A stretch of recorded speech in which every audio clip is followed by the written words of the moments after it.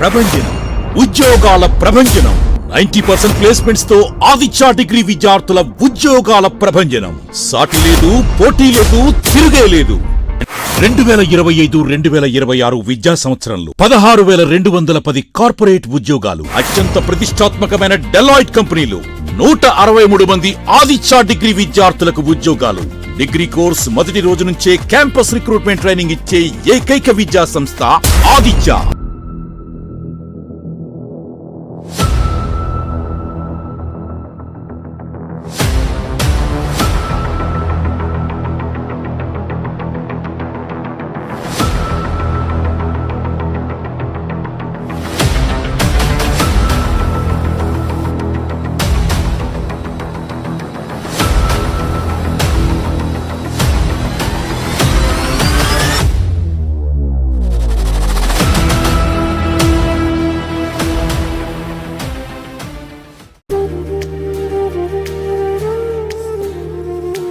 అందరికీ నమస్కారం అండి. వాసంశెట్టి సత్యం ఫౌండేషన్ ద్వారాగా మహిళా అభ్యున్నతిని ఉపాధికి ఎన్నికైనందుకు మేము ఎంతో సంతోషిస్తున్నామండి. మా టీము శానిటరీ ప్యాడ్స్ కి ఎంపికయ్యామండి.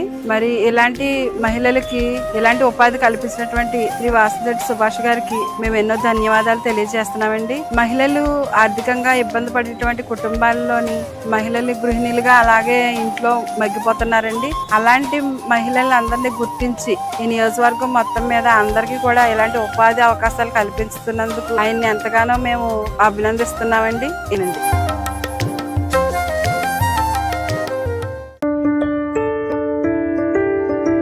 Urine hospitals 24/7 emergency services we are providing, and our care is as equivalent like a mother care. Once the baby enters into our hospital, this is like a mother care outside mother's home.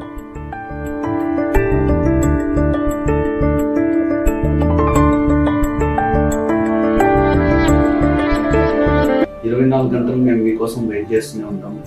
ఏ ఇబ్బంది వచ్చినా మీరు ఎప్పుడైనా రావచ్చండి. 24/7 we are there working for you.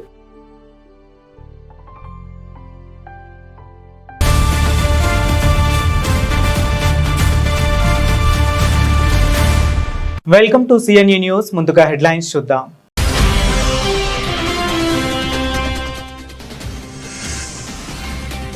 Visakha తీరాన 5,000 కోట్ల dream project సాకారం. భోగాపురం విమానాశ్రయాన్ని జాతికి అంకితం చేసిన పీఎం మోదీ.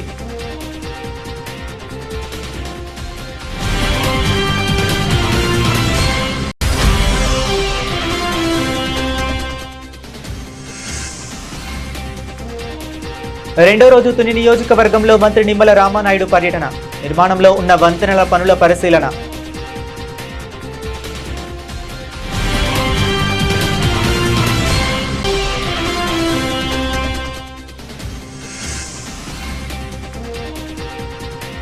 జామవరంలో ఇంటింటా టీడీపీ కార్యక్రమం. పాల్గొన్న ప్రభుత్వ విప్ యనమల దివ్య.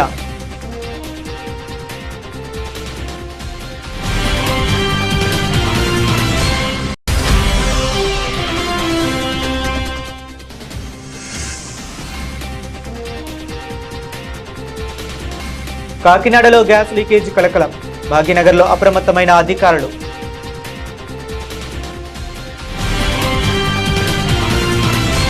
ఉత్తరాంధ్ర ప్రజల దశాబ్దాల కల సాకారమైంది. విశాఖపట్నం సమీపంలోని భోగాపురంలో నిర్మించిన అత్యాధునిక గ్రీన్ఫీల్డ్ అంతర్జాతీయ విమానాశ్రయాన్ని భారత ప్రధానమంత్రి నరేంద్ర మోదీ ఘనంగా ప్రారంభించారు.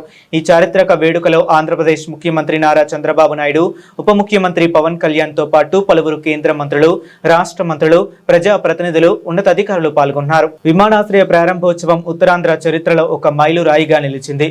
ఈ ప్రాజెక్టు ద్వారా ఉత్తరాంధ్రకు జాతీయ, అంతర్జాతీయ స్థాయిలో మెరుగైన విమాన అనుసంధానం లభించడంతో పాటు పారిశ్రామిక, వాణిజ్య, ఐటీ, పర్యాటక రంగాలకు కొత్త ఊపిరి అందనుంది. ముఖ్యంగా విశాఖపట్నం, విజయనగరం, శ్రీకాకుళం జిల్లాలతో పాటు ఒడిశా సరిహద్దు ప్రాంతాల అభివృద్ధికి ఈ విమానాశ్రయం కీలక కేంద్రంగా మారనుంది.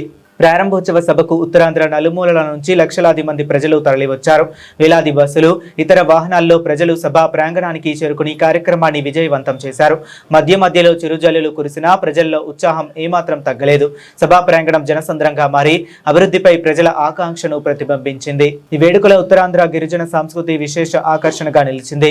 13,000 మందికి పైగా గిరిజన మహిళలు, విద్యార్థులు ఏకకాలంలో సాంప్రదాయ థింసా నృత్యాన్ని ప్రదర్శించి ప్రపంచ దృష్టిని ఆకర్షించారు. ఈ అపూర్వ ప్రదర్శన ఉత్తరాంధ్ర గిరిజన సంస్కృతికి అంతర్జాతీయ వేదికపై అరుదైన గుర్తింపును తీసుకువచ్చింది. భోగాపురం అంతర్జాతీయ విమానాశ్రయం ద్వారా విదేశీ పెట్టుబడులు ఆకర్షించడంతో పాటు వేలాది మందికి ప్రత్యక్ష, పరోక్ష ఉపాధి అవకాశాలు ఏర్పడనున్నాయి. పర్యాటక రంగానికి కొత్త ఊతం లభించడంతో అరకులోయ, బుర్రా గుహలు, భీమిలి బీచ్, రిషికొండ వంటి పర్యాటక ప్రాంతాలకు దేశ విదేశాల నుంచి పర్యాటకుల రాక మరింత పెరిగే అవకాశం ఉంది. అలాగే వ్యవసాయ, సముద్ర ఆహార, పారిశ్రామిక ఉత్పత్తుల ఎగుమతులకు ఈ విమానాశ్రయం కీలక వేదిక కానుంది. ఈ సందర్భంగా నాయకులు మాట్లాడుతూ భోగాపురం విమానాశ్రయం కేవలం ఒక మౌలిక సదుపాయాల ప్రాజెక్టు మాత్రమే కాదని, ఉత్తరాంధ్ర ప్రజల ఆశయాలకు ప్రతీకగా రాష్ట్ర అభివృద్ధికి నూతన ద్వారంగా నిలుస్తుందని పేర్కొన్నారు. విమానాశ్రయ ప్రారంభోత్సవంలో పెట్టుబడులు, ఉపాధి, పర్యాటకం, పరిశ్రమలు, రవాణా రంగాల్లో వేగవంతమైన అభివృద్ధి సాధ్యమవుతుందని ఆశాభావం వ్యక్తం చేశారు. భోగాపురం అంతర్జాతీయ విమానాశ్రయ ప్రారంభం ఉత్తరాంధ్ర అభివృద్ధి గమనాన్ని మార్చే చారిత్రక ఘట్టంగా నిలిచింది. దశాబ్దాల నిరీక్షణకు తెరదించి ప్రపంచంలో ఉత్తరాంధ్రను మరింత చేరువ చేసే ఈ విమానాశ్రయం రాష్ట్ర ప్రగతికి, देश अभिवृद्धि की कीलक मैलुराईगा निलवनुंदी। आंध्र प्रदेश हमेशा भविष्य की सोच रखने वाला प्रदेश रहा है। सॉफ्टवेयर, आईटी और टेक सेक्टर में आंध्र के युवाओं ने पूरी दुनिया में अपना डंका बजाया है और इसलिए सरकार यहां के टैलेंट को आंध्र प्रदेश की डेवलपमेंट पावर से जोड़ना चाहती है। మిత్రులారా, ఆంధ్రప్రదేశ్ ఎప్పటి నుంచో భవిష్యత్తును దృష్టిలో పెట్టుకొని ముందుకు సాగే రాష్ట్రం. సాఫ్ట్వేర్ గాని, ఐటీ గాని, టెక్ రంగాల్లో గాని ఆంధ్రప్రదేశ్ యువత ప్రపంచవ్యాప్తంగా తన ప్రతిభను చాటుకున్నారు. అందుకే ఇక్కడ యువత తాలూకా ప్రతిభను ఆంధ్రప్రదేశ్ తాలూకా అభివృద్ధి శక్తితో అనుసంధానం చేయాలని ప్రభుత్వం కోరుకుంటుంది. हमारे टैलेंटेड युवाओं की प्रतिभा का लाभ आंध्र प्रदेश और देश को ज्यादा से ज्यादा मिले, ये बहुत आवश्यक है। इसके लिए हमारा फोकस अब सेमीकंडक्टर जैसी फ्यूचरिस्टिक टेक इंडस्ट्री पर है। विशाखापट्टनम में नए सेमीकंडक्टर प्लांट का शिलान्यास इसी दिशा में एक बहुत बड़ा कदम है। మన ప్రతిభావంతులైన యువత సామర్థ్యం ఆంధ్రప్రదేశ్కే కాకుండా దేశానికి మరింత ఉపయోగపడాలి. అందుకే ఇప్పుడు మా దృష్టి సెమీకండక్టర్ వంటి ఫ్యూచరిస్టిక్ టెక్ ఇండస్ట్రీస్ పై ఉంది. విశాఖపట్నంలో కొత్త సెమీకండక్టర్ ప్లాంట్ తాలూకా శంకుస్థాపన ఆ దిశగా ఒక గొప్ప అడుగుగా నేను భావిస్తున్నాను. चंद्रबाबू के नेतृत्व में हमारा आंध्र अब सॉफ्टवेयर के साथ साथ मैन्युफैक्चरिंग का भी हब बनेगा। इससे आंध्र में फ्यूचरिस्टिक जॉब्स तैयार होगी, टेक इंडस्ट्रीज के लिए नया वातावरण तैयार होगा। వెంటిలేటర్ పైన ఆంధ్రప్రదేశ్ ఆక్సిజన్ ఇచ్చి ఈరోజు నిలబెట్టిన వ్యక్తి నరేంద్ర మోడీ గారు. నేను మిమ్మల్ని అడుగుతున్నా, ఆంధ్రుల సెంటిమెంట్ విశాఖ ఉక్కు నిలబెట్టింది ఎవరని గట్టిగా మీరు చెప్పాల్సిన బాధ్యత మీ పైన ఉంది. ఎవరు ఎవరు విశాఖ రైల్వే జోన్ మంజూరు చేసి విభజన హామీని నెరవేర్చింది ఎవరు? పోలవరానికి సాయం చేసి గాడిన పెట్టింది ఎవరు?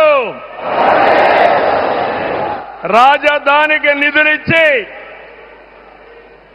పనులు పునఃప్రారంభించిన వ్యక్తి ఎవరు? 2027 భోగాపురంలో చెప్తున్నాను, పోలవరాన్ని పూర్తి చేసి మన ప్రధాని చేతుల మీద జాతికి అంకితం చేస్తామని హామీ ఇస్తున్నాం. 2028 అమరావతి మొదటి దశ పనులన్నీ పూర్తి చేసి మన ప్రధానమంత్రి నరేంద్ర మోడీ గారి చేతుల మీదుగా ప్రారంభిస్తామని మీ అందరికీ హామీ ఇస్తున్నాను. దీనికి మనందరం థ్యాంక్స్ చెప్పాలనా లేదా అని అడుగుతున్నా. చెప్పాలనా లేదా అని అడుగుతున్నా. థ్యాంక్ యూ, థ్యాంక్ యూ, ధన్యవాదాలు. మనందరం ఒక నిర్ణయం తీసుకోవాలి. పండ్లున్న చెట్టుకి రాళ్ళేస్తారంట. కష్టపడే కుటుంబ సభ్యుడు, తండ్రి కావచ్చు, పెద్ద కొడుకు కావచ్చు, అందరూ అతని మీద పడతారు. నువ్వు ఎక్కువ కష్టపడు, ఎక్కువ తిట్లు తింటావు. అలాంటిది మనం ఎలాంటి పరిస్థితుల నుంచి వచ్చాం? భారతదేశం ఒక పరిస్థితిలో బంగారాన్ని కూడా తాకట్టు పెట్టుకునే పరిస్థితి వచ్చింది. అలాంటి పరిస్థితుల నుంచి దశాబ్దం పైనుంచి మూడోసారి ప్రధానమంత్రిగా ఆయన ఈ రోజున మన దేశాన్ని నడిపిస్తూ ఉన్నారు. అలాంటి ప్రధానమంత్రిని చాలామంది ఆయన మీద మాట్లాడుతూ ఉంటే, ఆయన్ని అనకూడని మాట్లాడుతూ ఉంటే నా గుండె కదిలించేసింది. నా కన్నీళ్ళు వచ్చినాయి, బాధ వచ్చింది. దేశం కోసం కష్టపడే వారికి ఇవా చివరికి మనం ఇచ్చేదేం. కొత్త తరానికి ఏం తెలుసు? ఆయన పడ్డ కష్టం. ఒక్క రోజు కూడా సెలవు తీసుకోలేదు మన ప్రధానమంత్రి గారు. ఈరోజు పెట్టుబడులు వస్తున్నాయి మనకి, ఒక్కరోజు కూడా సెలవు తీసుకోలేదు. శత్రు దేశాలు, మన అభివృద్ధికి ఈర్ష్యపడే పశ్చిమ దేశాలు, వీటన్నిటినీ తట్టుకొని ఒకవైపు విదేశాల్లో ఉండే శత్రువులతో పోరాడాలి, దేశాన్ని అభివృద్ధి పదంలో తీసుకెళ్దామంటే అంతర్గత శత్రువులతో పోరాడాలి. అలాంటి వ్యక్తికి మనం ఇవ్వగలిగేది కేవలం మేమున్నాం మీ వెంట, మీ మీద మాట పడితే అది మా మీద పడ్డట్టే, అదే మనం వారికి ఇవ్వాల్సింది. నిజంగా ఆయన జంతర్ మంత్రులు అన్ని మాట్లాడుతూ ఉంటే నేను ఈ రోజున ప్రధానమంత్రి గారికి ఒకటే ఇస్తున్నాను, మిమ్మల్ని కొట్టే నాయకుడు లేడు ఈ భారతదేశంలో, రాబోడు. కానీ మీరు పడ్డ శ్రమ, మీరు పడ్డ కష్టం ఎవరు తీసుకోలేరు. పిల్లల్ని సరైన దారిలో పెట్టడం, సరైన సంస్కారాలు నేర్పించడం చాలా చాలా అవసరం. ఈరోజు పొద్దున్నే ప్రధానమంత్రి గారి స్టేట్మెంట్ చూశాను. ఆయన తిట్టిన, ఎన్ని దూషించారో వారిని కూడా పెద్ద మనసుతోటి క్షమించారు ఆయన. అలాంటి ప్రధానమంత్రి గారికి మీ పాదాలకు నేను నమస్కారం తెలియజేస్తున్నాను.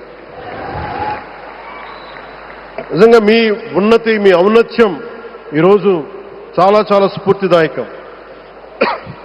భారతదేశం మీ అందరికీ కూడా, ప్రజలందరికీ కూడా, ఆంధ్రప్రదేశ్ ప్రజలందరికీ కూడా, దేశ ప్రజలందరికీ కూడా ఒక నాయకుడి కష్టాన్ని మనం వెంటనే గుర్తించలేం. ఆయన ఎంత తపన పడుతున్నారు. ఒక కుటుంబాన్ని నడపడం ఎంత కష్టపడుతున్నాం. 140 కోట్ల మంది ప్రజలు నడపడం ఎంత ఆషామాషి వ్యవహారం కాదు. ముందుకు తీసుకెళ్లే నాయకుడికి తెలుస్తుంది. అలాంటి వ్యక్తికి మనం ఏమి ఇవ్వగలం? దేశాన్ని నడిపించడం అంటే రామకార్యం లాంటిది.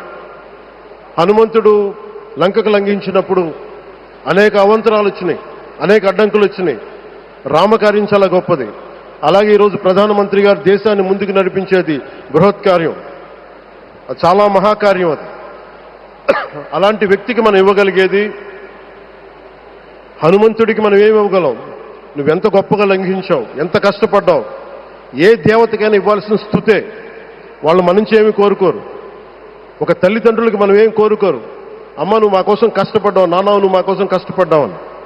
అలాగే ఈ దేశ ప్రధానికి, సెలవు తీసుకోకుండా పనిచేస్తున్న ఈ దేశ ప్రధానికి మనం ఇవ్వగలిగేది, మీరు మా కోసం ఎంత కష్టపడ్డారు, మీరు మా కోసం నిరంతరం ఎంత శ్రమ తీసుకున్నారని చెప్పడమే మనందరి కర్తవ్యం. అలాంటి గౌరవ ప్రధానమంత్రి గారికి మనస్ఫూర్తిగా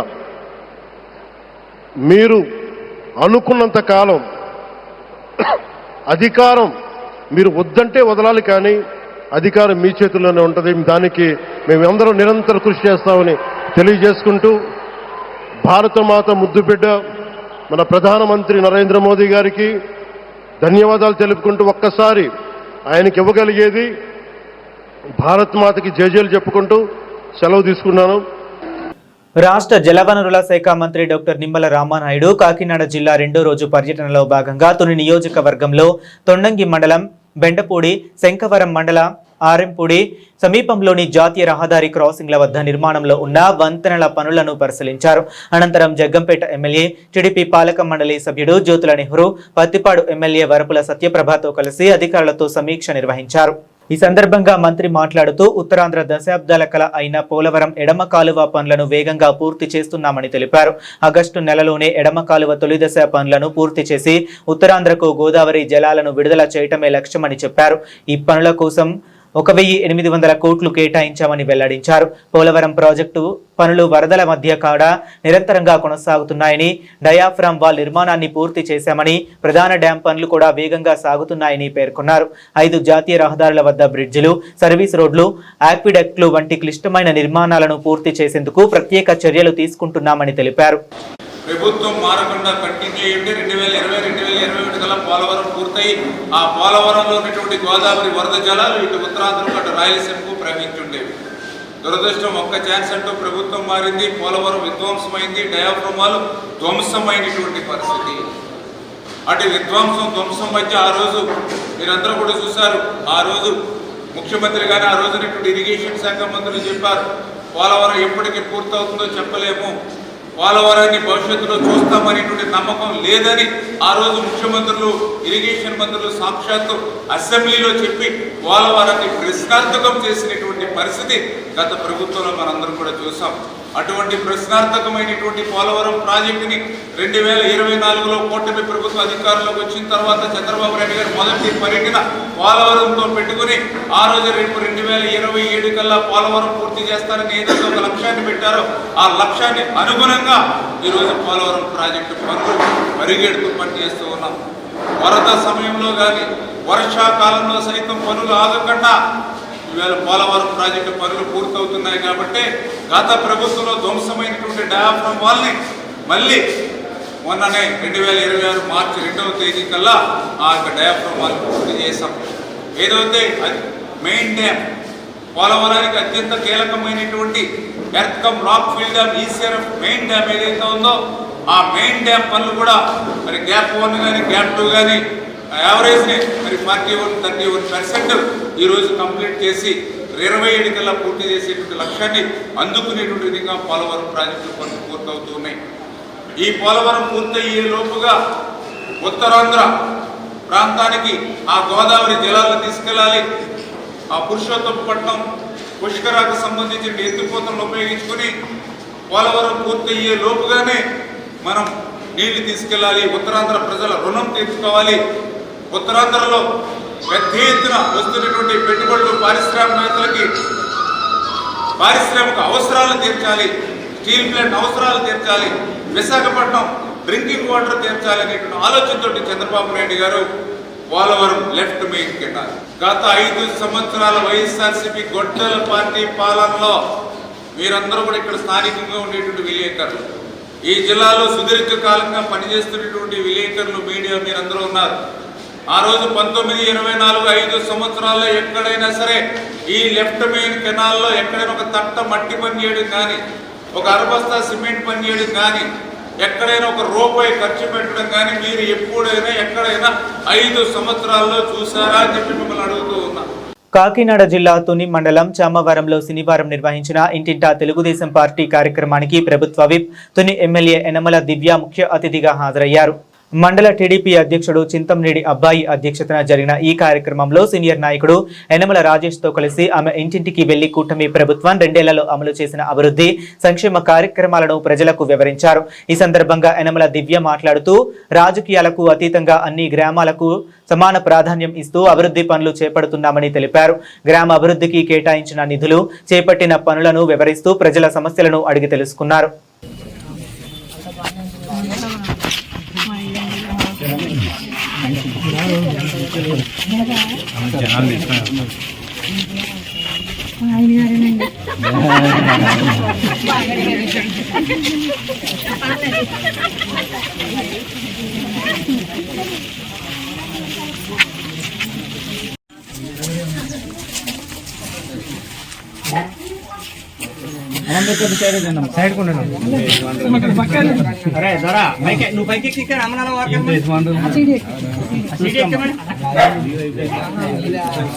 మీరు కూడా పైకి వెళ్ళండి, కొద్దిగా వెనక్కి రమ్మనండి.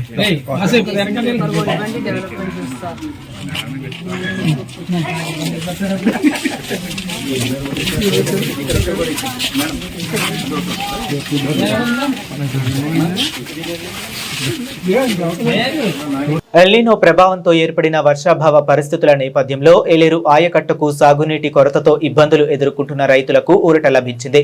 రాష్ట్ర ఉప ముఖ్యమంత్రి పిఠాపురం ఎమ్మెల్యే కొణిదెల పవన్ కళ్యాణ్ చొరవతో ఏలేరు ప్రాజెక్టు నుంచి సాగునీరు విడుదల కావడంతో రైతులు హర్షం వ్యక్తం చేస్తున్నారు. ఈ సందర్భంగా పిఠాపురం గొర్రెకండ పంట కాలువ వద్ద రైతులు పవన్ కళ్యాణ్ చిత్రపటానికి పాలాభిషేకం నిర్వహించి తమ కృతజ్ఞతలు తెలిపారు. ఎల్నినో ప్రభావంతో తగిన వర్షపాతం లేక ఏలేరు ఆయకట్టు పరిధిలోని రైతులు సాగునీటి కోసం తీవ్ర ఇబ్బందులు ఎదుర్కొంటున్నారు. ఈ పరిస్థితిని దృష్టిలో ఉంచుకొని రాష్ట్ర ఉప ముఖ్యమంత్రి పిఠాపురం ఎమ్మెల్యే కొణిదెల పవన్ కళ్యాణ్ ప్రత్యేక చొరవ తీసుకుని ఏలేరు ప్రాజెక్టు నుంచి సాగునీరు విడుదల చేయించారని పిఠాపురం మాజీ MLA Pendem Dorababu, DCCB bank chairman Tummala Ramaswamy, Janasena party 5 man committee సభ్యుడు ఓదూరి కిషోర్ తెలిపారు. సాగునీరు విడుదల కావడంతో పంటల సాగుకు అనుకూల పరిస్థితులు ఏర్పడ్డాయని, రైతుల్లో కొత్త ఆశలు చిగురించాయని వారు పేర్కొన్నారు. ఈ సందర్భంగా పిఠాపురం సమీపంలోని గొర్రెకండ పంట కాలువ వద్ద రైతులు, సాగునీటి సంఘాల ప్రతినిధులతో కలిసి పవన్ కళ్యాణ్ చిత్రపటానికి పాలాభిషేకం నిర్వహించి కృతజ్ఞతలు తెలిపారు. రైతులందరూ కూడా పిఠాపురం నియోజకవర్గమే కాదు, పెద్దాపురం, జగ్గంపేట అన్ని నియోజకవర్గాలు కూడా ఆయకట్టులో ఉన్న 53,000 ఎకరాల రైతులు కూడా ఈ రోజున ఒక పండగ వాతావరణంలో పండగ చేసుకుంటా ఉన్నారు. దానికి కారణం గౌరవ ఉప ముఖ్యమంత్రి వర్యులు, ఈ నియోజకవర్గ శాసనసభ్యులు పవన్ కళ్యాణ్ గారు ఏదైతే ఒక ఆందోళనకు చెందుతున్నారో, ఎలినో కారణంగా వర్షాలు రావు అనే ఒక కుంటి సాకు చూపించి ఇరిగేషన్ అధికారులు చూపించినటువంటి ఈ క్రాప్ హాలిడే ప్రకటించాలని చెప్పిన విధానానికి గౌరవ ఉప ముఖ్యమంత్రి వర్యులు పవన్ కళ్యాణ్ గారు ఆయన ఆరోగ్యము సరిగా లేకపోయినా ఆపరేషన్ చేయించుకున్న పరిస్థితుల్లో కూడా ఇక్కడ రైతుల యొక్క విషయాలన్నింటినీ కూడా మా కమిటీ ద్వారా ఎప్పటికప్పుడు మానిటరింగ్ చేసుకుంటూ దాన్ని గౌరవ ఎంపీ గారిని అలాగే మా ఎమ్మెల్సీ హరిప్రసాద్ గారిని కూడా పంపించి మంగళగిరి ఆఫీస్ నుంచి ఒక 3 అధికారుల్ని పంపించి తద్వారా ఇక్కడ రైతులతో మీటింగ్ చేయడం జరిగింది. ఆ మీటింగ్ లో అందరి సమస్య మాకు నీరు కావాలి, ఎప్పుడు ఇటువంటి పరిస్థితి రాలేదని చెప్పిన మీదట ఇది విషయం యాజ్ ఇట్ ఈజ్ ప్రతిదీ కూడా పవన్ కళ్యాణ్ గారు అక్కడ ఉండి మానిటరింగ్ చేస్తున్నటువంటి విషయం మీ అందరికీ కూడా తెలియజేస్తా ఉన్నా. పిఠాపురం నియోజకవర్గ రైతులందరికీ కూడా విజ్ఞప్తి చేస్తా ఉన్నాం. జనసేన పార్టీ తరఫున, కూటమి ప్రభుత్వం తరఫున, పవన్ కళ్యాణ్ గారి తరఫున ఏ ఒక్క రైతు కూడా పంట వేసుకోవడానికి కానీ పంట పండించుకోవడానికి కానీ ఎవరో భయపడవలసినటువంటి అవసరం లేదు. మన స్థానిక శాసనసభ్యులు, రాష్ట్ర ఉప ముఖ్యమంత్రి పవన్ కళ్యాణ్ గారు మన కోసం ప్రతి నిమిషం ఆలోచన చేస్తా ఉన్నారు. నిజానికి మాట్లాడుకోవాల్సి వస్తే ఇప్పుడు ఉన్నటువంటి ఏలేరు రిజర్వాయర్ లో నీటి శాతం ద్వారా పంట పండించలేనటువంటి పరిస్థితి. అయినప్పటికీ అటు ముఖ్యమంత్రి చంద్రబాబు నాయుడు గారితో, రాష్ట్ర ఇరిగేషన్ శాఖ మంత్రి ఉన్నటువంటి నిమ్మల రామానాయుడు గారితో, అలాగే ఇరిగేషన్ అధికారులతో, అగ్రికల్చర్ అధికారులతో, అన్ని శాఖల అధికారులతో మాట్లాడి అవసరమైతే ప్రభుత్వం తరఫున కానీ పవన్ కళ్యాణ్ గారి తరఫున కానీ రైతుల కోసం 3 కోట్ల రూపాయలు వెచ్చించి ఏదైతే డెడ్ స్టోరేజ్ లో ఉన్నటువంటి వాటర్ కూడా వినియోగించుకోవడానికి ప్రభుత్వంతో అనుమతి పొంది ఈ రైతుల పక్షాన నిలబడినటువంటి నాయకుడు పవన్ కళ్యాణ్ గారు ఉండగా పిఠాపురం నియోజకవర్గంలో ఏ ఒక్క రైతు భయపడవలసిన అవసరం లేదు. ఈ రోజున మన పిఠాపురం ఎమ్మెల్యే అలానే డిప్యూటీ సీఎం పవన్ కళ్యాణ్ గారు ప్రత్యేకంగా ధన్యవాదాలు తెలియజేసుకోవాలి. ఈ నియోజకవర్గం ప్రజల తరఫున, రైతుల తరఫున, అంటే యావత్ నియోజకవర్గ ప్రజల తరఫున. ఎందుకంటే గత కొద్ది రోజులుగా రైతులు పడుతున్న ఆవేదన ఏదైతే ఉందో, అంటే చివరి ఎకరా వరకు నీరు అందుతుందా లేదా అనే ఒక సందిగ్ధత ఏర్పడింది మన పిఠాపురం నియోజకవర్గంలో.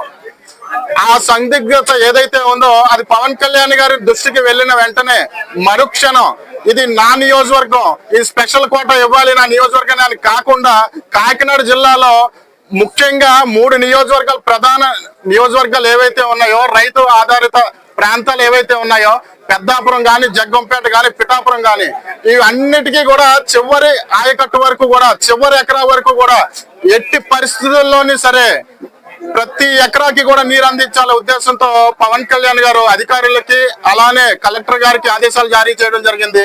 కాకినాడ రూరల్ మండలం సూర్యారావుపేటలో ఇంటింటికి తెలుగుదేశం కార్యక్రమం ఉత్సాహంగా జరిగింది. మాజీ ఎమ్మెల్యే పిల్లి అనంతలక్ష్మి సత్యనారాయణమూర్తి దంపతులు మత్స్యకార కుటుంబాలను కలిసి వారి సమస్యలను తెలుసుకున్నారు.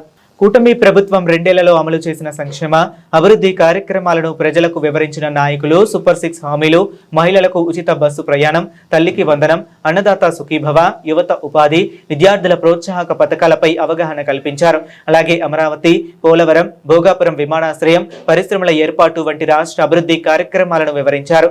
మత్స్యకారులు తమ వృత్తి, స్థానిక సమస్యలను నాయకుల దృష్టికి తీసుకురాగా వాటి పరిష్కారానికి కృషి చేస్తామని మాజీ ఎమ్మెల్యే పిల్లి అనంతలక్ష్మి సత్యనారాయణమూర్తి హామీ ఇచ్చారు.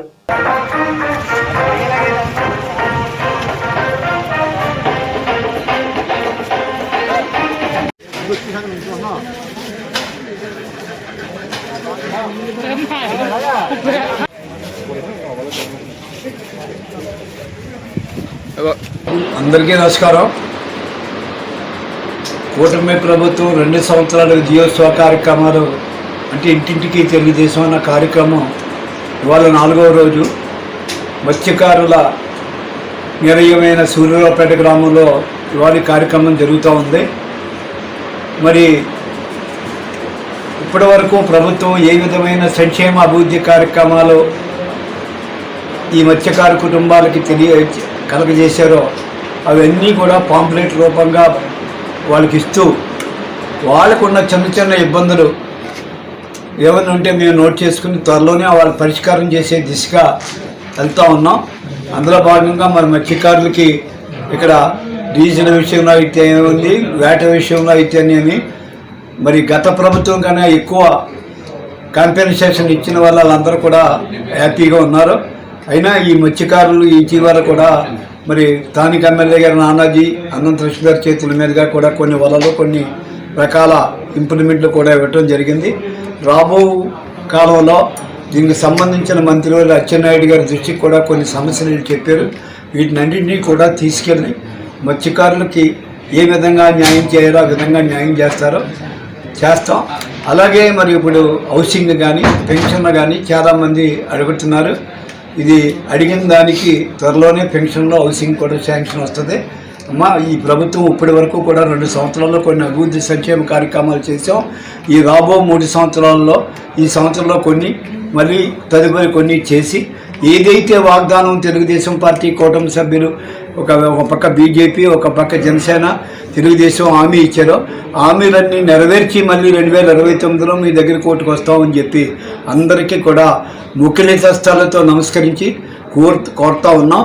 మా లోకేష్ బాబు గారు యువనాయకుడు, జాతీయ ప్రధాన కార్యదర్శి, మరి ఆయన కూడా ప్రజలందరితో మమేకం అవ్వాలి. దీని యొక్క ఉద్దేశం ప్రతి వారితోటి చట్టాపట్టాలు వేసుకుని నేను ప్రజాప్రతినిధి కాదు, మీరు కార్యకర్త కాదు, మన అందరం ఒకటే నా అభిప్రాయం కలగజేసేలాగా తిరగమన్నారు. కాబట్టి మరి స్థానిక మాజీ శాసనసభ అలవాటు ప్రకారంగా వాళ్ళందరినీ కూడా సమీకరించుకుంటూ ముందుకెళ్తా ఉన్నారు. రాబో కాలంలో పార్టీని బలోపేతం చేయడానికి ఇది ఒకటి ఉపయోగపడుతుంది. భవిష్యత్తులో కూడా ఇంకా ఏ కార్యక్రమాలు జరగడానికి రేపు పంచాయతీ ఎలక్షన్స్ కానీ, మున్సిపల్ కార్పొరేషన్ ఎలక్షన్ కానీ, ఎంపీటీసీ సర్పంచ్ ఎలక్షన్ అన్నిటినీ కూడా ఏ విధంగా నెగ్గాలో ఆ విధంగా నెగ్గడానికి మా వంతు మేము ప్రయత్నం చేస్తూ ఉన్నాం. ఉత్తరాంధ్ర గిరిజన సంస్కృతికి అంతర్జాతీయ స్థాయిలో అరుదైన గుర్తింపు లభించింది. భోగాపురం అంతర్జాతీయ విమానాశ్రయంలో నిర్వహించిన భారీ దింసా నృత్య ప్రదర్శన గిన్నిస్ వరల్డ్ రికార్డులో చోటు దక్కించుకుంది. 13,000 మందికి పైగా గిరిజన మహిళలు, విద్యార్థులు ఒకేసారి సాంప్రదాయ దింసా నృత్యాన్ని ప్రదర్శించగా లండన్ నుంచి వచ్చిన గిన్నిస్ వరల్డ్ రికార్డ్స్ ప్రతినిధులు ప్రత్యక్షంగా పరిశీలించి రికార్డులను అధికారికంగా ధృవీకరించారు. అనంతరం గిన్నిస్ సర్టిఫికేట్ ను రాష్ట్ర గిరిజన సంక్షేమ శాఖ మంత్రి గుమ్మడి సంధ్యారాణికి అందజేశారు. ఈ సందర్భంగా గిరిజన సంక్షేమ శాఖ ముఖ్య కార్యదర్శి ఎంఎం నాయక్ మాట్లాడుతూ 13,000 మందికి పైగా బాలికలతో నిర్వహించిన దింసా నృత్య ప్రదర్శన చారిత్రాత్మక ఘట్టమని, ఈ విజయానికి సహకరించిన కళాకారులు, అధికారులు, సిబ్బందికి అభినందనలు తెలిపారు.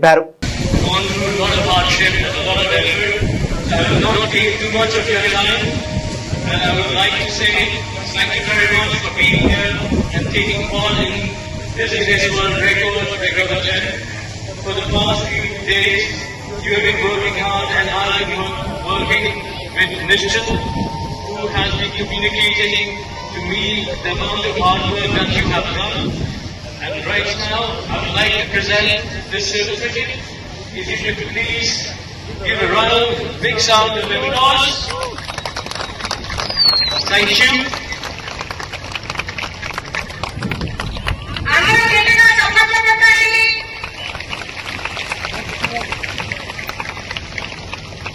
కాకినాడ నగరంలోని విద్యుత్ నగర్ ప్రాంతంలో శనివారం గ్యాస్ లీకేజీ ఘటన కలకలం రేపింది.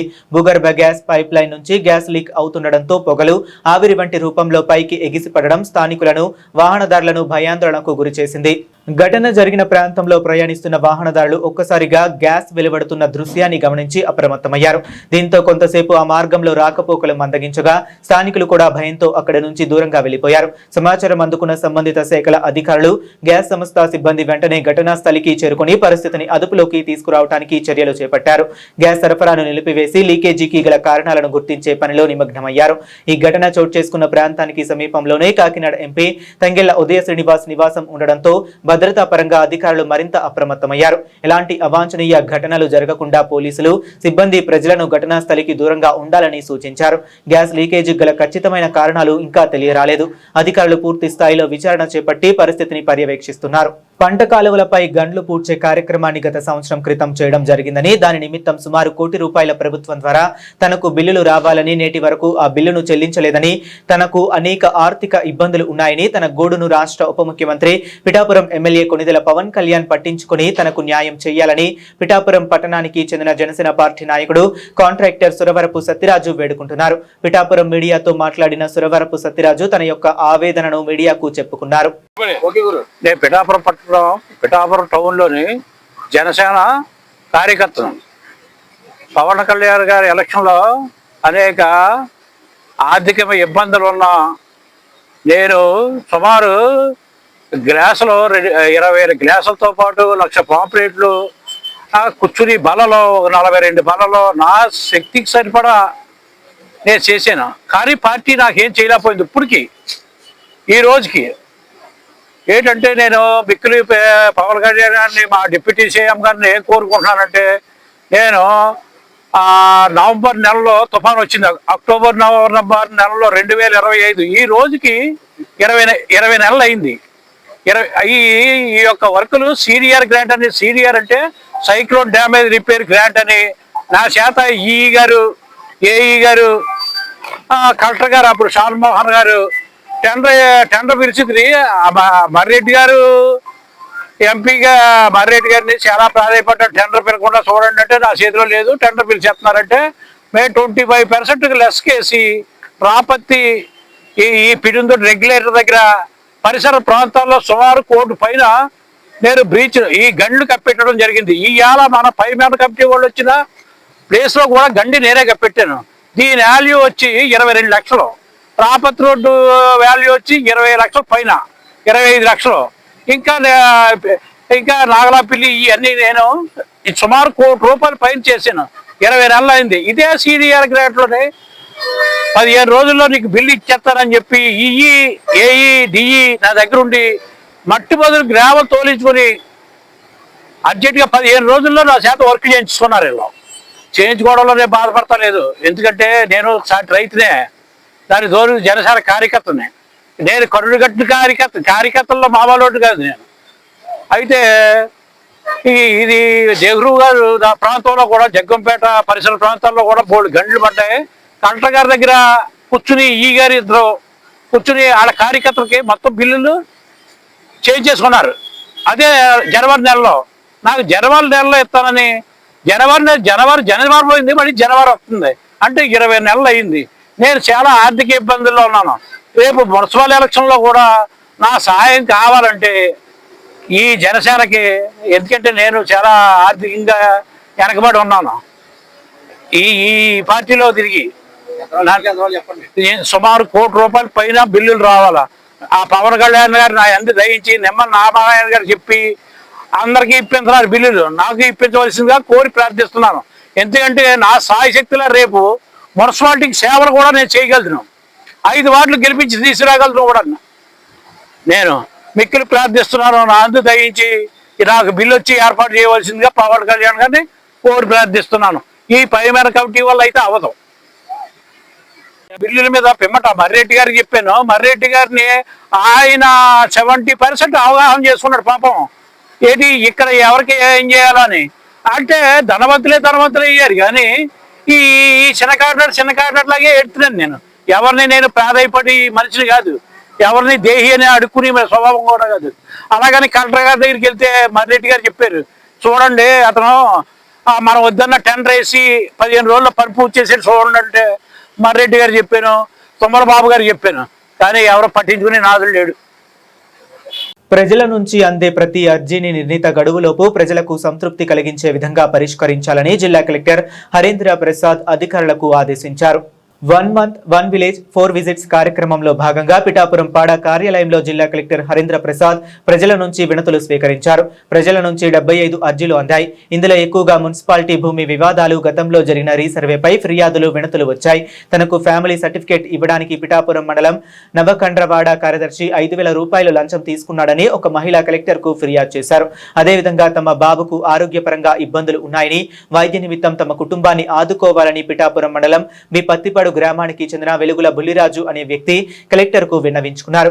అదేవిధంగా జర్నలిస్టుల సమస్యలపై పిఠాపురం నియోజకవర్గ జర్నలిస్టులు జిల్లా కలెక్టర్ ను కలిసి వినతి పత్రం అందజేశారు. ఈ సందర్భంగా కాకినాడ జిల్లా కలెక్టర్ హరీంద్ర ప్రసాద్ మీడియాతో మాట్లాడుతూ, ప్రతి నెల ఒక నియోజకవర్గం తీసుకొని 4 సార్లు శుక్రవారం ఆ నియోజకవర్గంలో మనము పీజీఆర్ఎస్ కార్యక్రమం నిర్వహిస్తున్నాము.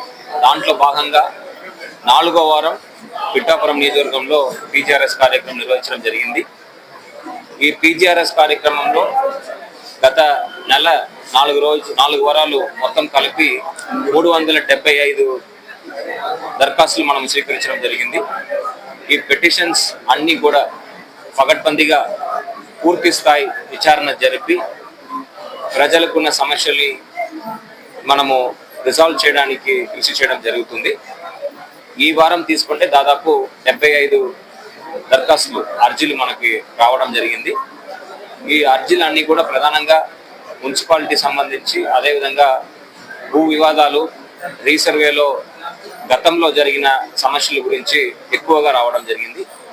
వీటిని అన్నిటినీ కూడా క్షేత్రస్థాయికి అధికారులు స్వయంగా వెళ్ళి అక్కడ ఉన్న వాస్తవ పరిస్థితి తెలుసుకొని ప్రజలకి అనుకూలంగా వారు ఒక సమస్యలు పరిష్కరించే విధంగా చర్యలు చేపట్టడం జరుగుతుంది. గౌరవ ఉప ముఖ్యమంత్రి వాళ్ళ ఆదేశాల మేరకు ఈ కార్యక్రమంలో కాన్స్టిట్యుయెన్సీ స్థాయి అధికారులు అందరూ కూడా పాల్గొనడం జరిగింది. వాళ్ళకి ఈ పీజీఆర్ఎస్తో పాటు ఏదైతే మనము స్వర్ణ ఆంధ్ర సాధనలో భాగంగా కీ పర్ఫార్మెన్స్ ఇండికేటర్స్ మానిటర్ చేస్తున్నాము, ఆ KPIs మీద కూడా ప్రతి ఒక్క శాఖ దృష్టి పెట్టాలని చెప్పడం జరిగింది. దాంతో పాటు పాజిటివ్ పబ్లిక్ పర్సెప్షన్, ప్రజా అభిప్రాయ సేకరణ ద్వారా తీసుకుంటున్న ఫీడ్బ్యాక్ని ప్రతి ఒక్క సిబ్బంది కూడా సీరియస్గా తీసుకొని ప్రజల మధ్యలో ప్రభుత్వం అందించే సేవల్లో పూర్తి సంతృప్తి వచ్చే విధంగా వారు ఒక పనితీరు ఉండాలని వాళ్ళకి వివరణ ఇవ్వడం జరిగింది. కాపు ఉద్యమ నేత మాజీ మంత్రి ముద్రగడ పద్మనాభం చేసిన ప్రతి పోరాటం ప్రజాహితం కోసమేనని, వ్యక్తిగత లేదా కుటుంబ ప్రయోజనాల కోసం ఆయన ఎన్నడూ ఆలోచించలేదని శాసన మండలి ప్రతిపక్ష నేత బొత్స సత్యనారాయణ అన్నారు. మాజీ మంత్రి ముద్రగడ పద్మనాభం మృతికి సంతాపంగా ఆయన స్వగ్రామం కిర్లంపుడిలో ముద్రగడ అభిమానులు కాపు జేఏసీ ఆధ్వర్యంలో నిర్వహించిన సంతాప సభలో బొత్స ముఖ్య అతిథిగా పాల్గొన్నారు. మాజీ మంత్రి తోట నరసింహం అధ్యక్షతన జరిగిన ఈ సభకు మాజీ మంత్రులు, మాజీ ఎమ్మెల్యేలు, ఎమ్మెల్సీలు, వైఎస్ఆర్సీపీ నేతలు, కాపు జేఏసీ నాయకులు, వేలాది మంది అభిమానులు హాజరై ముద్రగడకు నివాళి అర్పించారు. ఈ సందర్భంగా బొత్స మాట్లాడుతూ ముద్రగడ మరణం యావత్ కాపు జాతిని కలచివేసిందన్నారు. ఆయన జీవితమంతా సమాజహితం, కాపు జాతి అభ్యున్నతి కోసం అంకితం చేశారని కొనియాడారు. ముద్రగడ జీవితాన్ని యువత ఆదర్శంగా తీసుకోవాలని పలువురు నాయకులు పిలుపునిచ్చారు. ముద్రగడకు సంఘీభావంగా కిర్లంపుడిలో స్థానిక వ్యాపారులు స్వచ్ఛందంగా దుకాణాలు మూసివేసి నివాళి అర్పించారు. ఇంటికి వచ్చిన ప్రతి వాళ్ళు భోంచేసుకోవటమే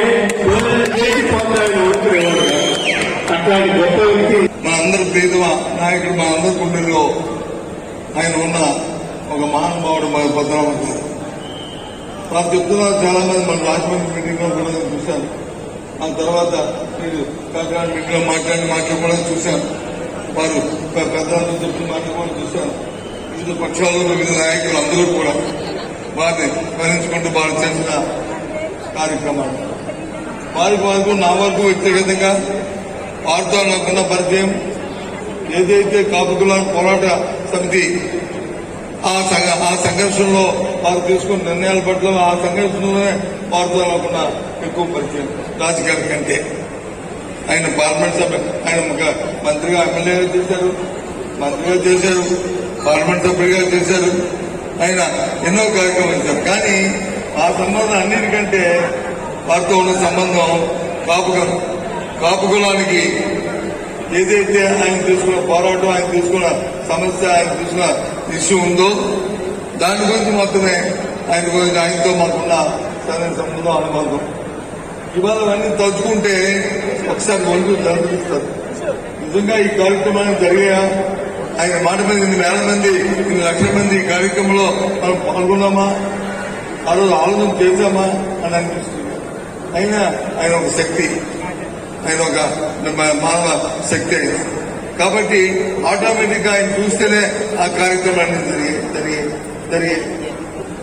ఆఖరిగా ఒకసారి రాజకీయ సంబంధం లేకపోయినా ఆయన చాలా నిరాహార దీక్ష చేసుకోవాలి ఇబ్బంది పడుతున్న నేపథ్యంలో ఆ రోజు రాంబాబు గారు వచ్చి, నేను హైదరాబాద్ ఉంటే రాంబాబు గారు వచ్చారు.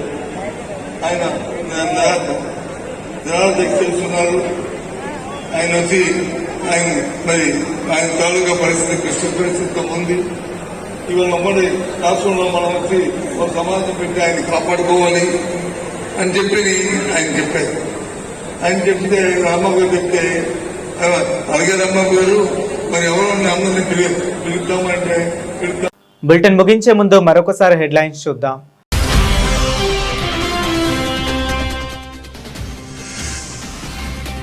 విశాఖ తీరాన 5,000 కోట్ల డ్రీమ్ ప్రాజెక్టు సాకారం. భోగాపురం విమానాశ్రయాన్ని జాతికి అంకితం చేసిన పీఎం మోదీ.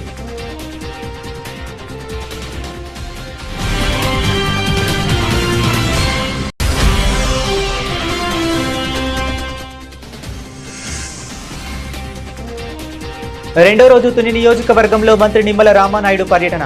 నిర్మాణంలో ఉన్న వంతెనల పనుల పరిశీలన.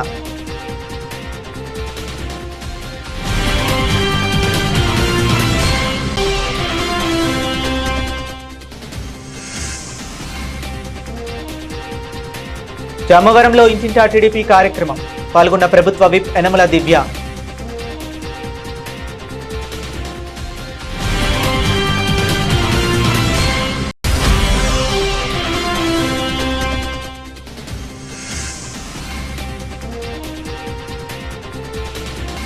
కాకినాడలో గ్యాస్ లీకేజ్ కలకలం. భాగ్యనగర్లో అప్రమత్తమైన అధికారులు.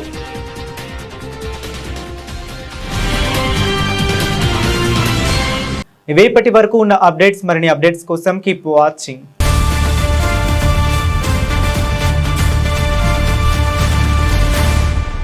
అవును, ప్రభంజనం, ఉద్యోగాల ప్రభంజనం.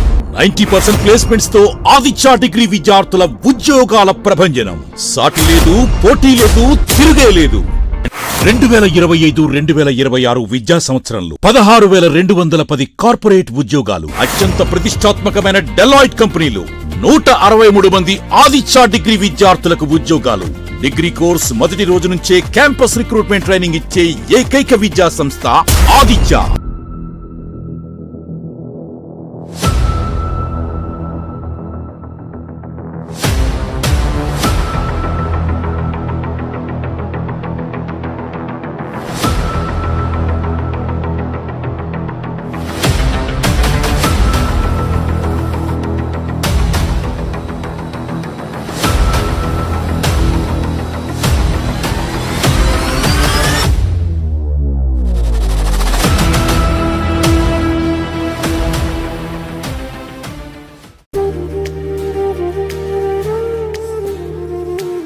అందరికీ నమస్కారం అండి. వాసంశెట్టి సత్యం ఫౌండేషన్ ద్వారాగా మహిళా అభ్యున్నతిని ఉపాధికి ఎన్నికైనందుకు మేము ఎంతో సంతోషిస్తున్నామండి. మా టీము శానిటరీ ప్యాడ్స్ కి ఎంపికయ్యామండి. మరి ఇలాంటి మహిళలకి ఇలాంటి ఉపాధి కల్పించినటువంటి శ్రీ వాసంశెట్టి సుభాష్ గారికి మేము ఎన్నో ధన్యవాదాలు తెలియజేస్తున్నామండి. మహిళలు ఆర్థికంగా ఇబ్బంది పడేటువంటి కుటుంబాల్లోని మహిళలు గృహిణులుగా అలాగే ఇంట్లో మగ్గిపోతున్నారండి. అలాంటి మహిళలందరినీ గుర్తించి ఈ నియోజకవర్గం మొత్తం మీద అందరికీ కూడా ఇలాంటి ఉపాధి అవకాశాలు కల్పిస్తున్నందుకు ఆయన్ని ఎంతగానో మేము అభినందిస్తున్నామండి. ఇనండి.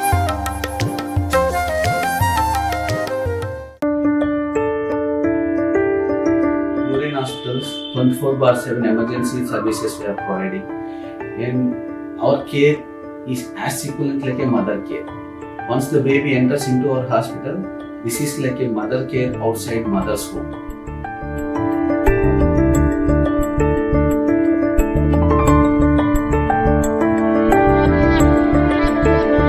24 గంటలు మేము మీకోసం వెయిట్ చేస్తూనే ఉంటాం. ఏ ఇబ్బంది వచ్చినా మీరు ఎప్పుడైనా రావచ్చండి. 24/7 we are there working for you.